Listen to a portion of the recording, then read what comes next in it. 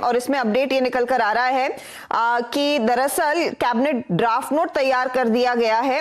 Exclusive subsidy policy का फायदा इस कंपनी को मिलेगा। कोल गैसिफिकेशन के जरिए होने वाले यूरिया उत्पादन के लिए एक अलग पॉलिसी भी तैयार की जाएगी।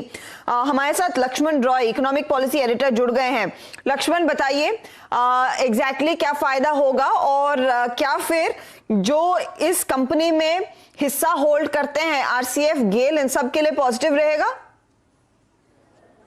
इंडिया के नंबर 1 ब्रोकर जीरोधा के साथ जुड़िए, जहां पर आपका ब्रोकरेज कुछ भी नहीं लगेगा। ब्रोकरेज लगेगा तो सिर्फ इंट्राडे ट्रेड में, वह भी सिर्फ 20 रुपए। तो दोस्तों, अकाउंट ओपनिंग की लिंक डिस्क्रिप्शन में है, जाइए लिंक पर क्लिक करके जीरोधा में अकाउंट ओपन कराइए। बिल्कुल, जो मुझे सूत्रों से एक्सक्लूसिव जानकारी मिली है उसके मुताबिक सरकार तालचर फर्टिलाइजर लिमिटेड के लिए एक्सक्लूसिव सब्सिडी पॉलिसी लाने की तैयारी कर रही है। ये जो एक्सक्लूसिव सब्सिडी पॉलिसी है, इसका कैबिनेट ड्राफ्ट नोट तैयार कर लिया गया है और जल्द ही कैबिनेट से मंजूरी मिलने की संभावना है। और इसके तहत तालचर फर्टिलाइजर लिमिटेड में जब से उत्पादन शुरू होगा उसके अगले 8 साल तक 12% पोस्ट टैक्स रिटर्न और इक्विटी सरकार सुनिश्चित करेगी। यानी टैक्स चुकाने के बाद 12% का रिटर्न मिले इस कंपनी को, यह सरकार सुनिश्चित करेगी और इसके हिसाब से यूरिया उत्पादन पर सब्सिडी देगी। हालांकि यूरिया उत्पादन पर सरकार पहले ही सब्सिडी देती है, लेकिन तालचर में क्या खास बात है कि देश का इकलौता यूनिट है जहां पे कोल गैसिफिकेशन के जरिए यूरिया का उत्पादन हो रहा है,